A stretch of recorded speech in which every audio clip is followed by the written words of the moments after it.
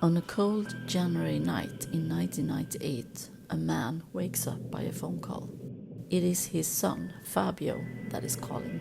Fabio is out with his friends at a local bar called the Midnight Pub. He usually hangs there in the weekend, but he always comes home around midnight.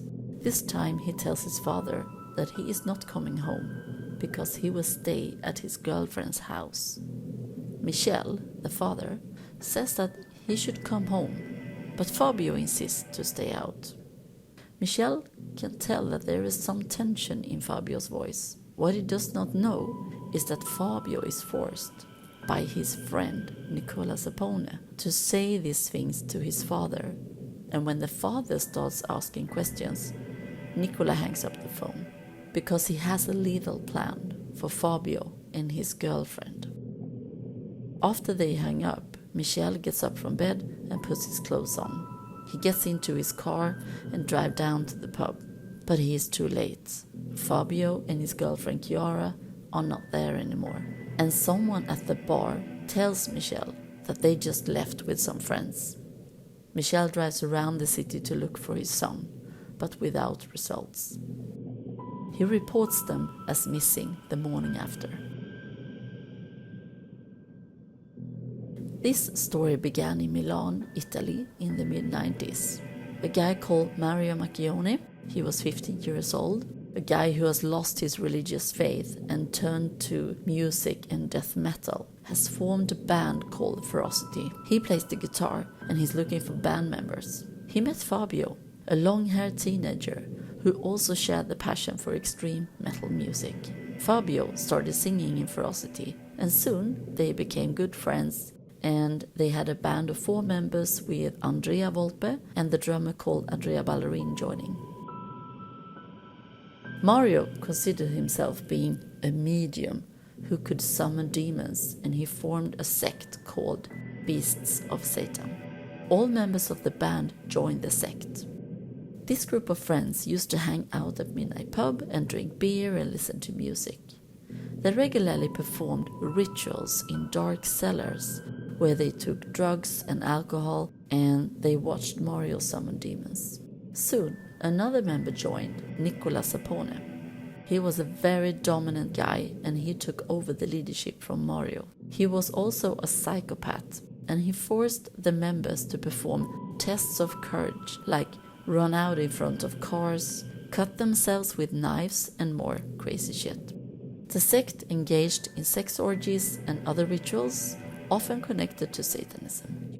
The Ferocity members thought that Fabio took too much space, and they started to get annoyed with him. They were also disturbed by Chiara, his girlfriend, so they began a murdering plot to kill them. After Fabio's call with his father at the pub, they all got into Nicola's car and drove out into the woods. As soon as they got there, they stabbed Chiara in her back, and Fabio desperately tried to protect her. Then they attacked him as well, and they beat the couple to death by knives and shovels. Fabio's face was beaten to unrecognition. Then they threw the couple into graves. Nicola even jumped down into the grave and slit the throat on them. In 2004, on a cold winter night, Andrea Volpe was found by the police where he was wandering around in the woods, acting confused and seemed to be under influence. They asked him what had happened, and he told them that he and his girlfriend had crashed a car because they were being chased by a large gang. The police got worried for the girlfriend and later found her in a crashed car. She was alive but unconscious.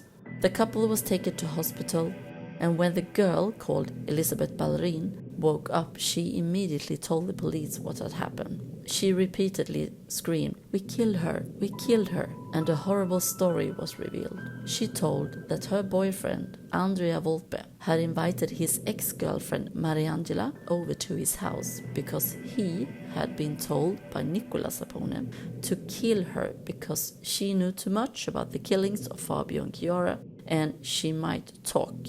So Andrea shows Elisabetta that he has a gun. He convinced the ex-girlfriend to come over. Andrea told Elisabetta to go into the kitchen and mix a speedball for them.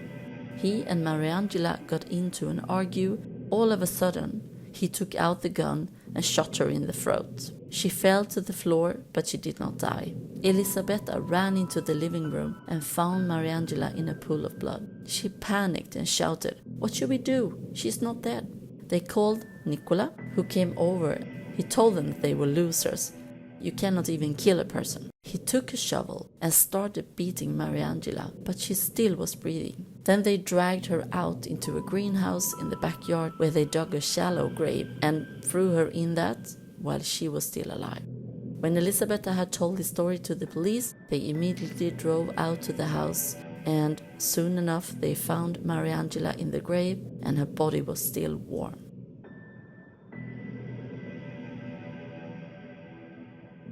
All members of the sect was arrested, and this also led to the investigators finally finding the remains of Fabio and Chiara.